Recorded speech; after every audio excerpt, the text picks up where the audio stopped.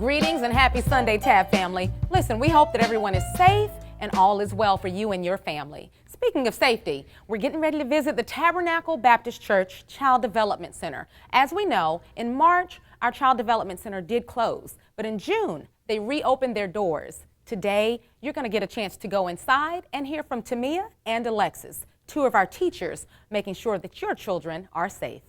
Madam Secretary, I don't think anybody disagrees with that. I mean, I'm a parent. I want my school-age child to go back to school as much as you are saying you want for everybody. But the question is, can it happen safely? How? How do you teach a 2-year-old what social distancing means? It can be a little difficult to keep social distancing between 2-year-olds, but we do try to make sure that we sanitize everything frequently, especially their tables, their chairs, the changing tables, the toilet seats, especially things like that.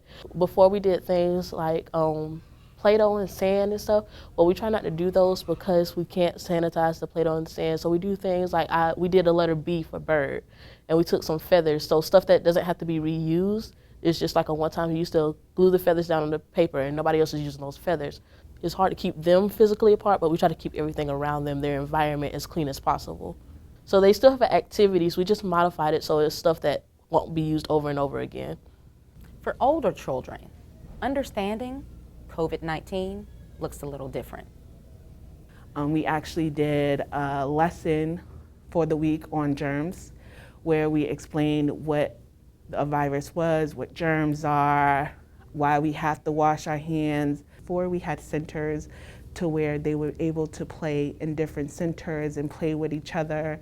It's hard because they are used to playing with each other, but I have to break them in two so they don't feel secluded. As a mother herself, Alexis knows what it means to take care of children as your own. It was difficult for me because I'm a parent. I have a 4-year-old and a 10-year-old. I can understand how some parents are feeling of the overwhelmness of having their kids go to school and being in the classroom.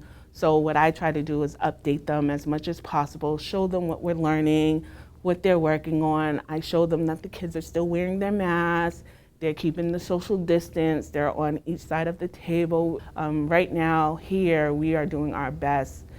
None of the kids are showing symptoms. We have great parents. We have great students who are following the rules, who are listening to us.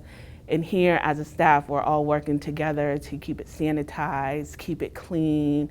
I just want them to be comfortable because I'm in their shoes. And there you have it, Tab family.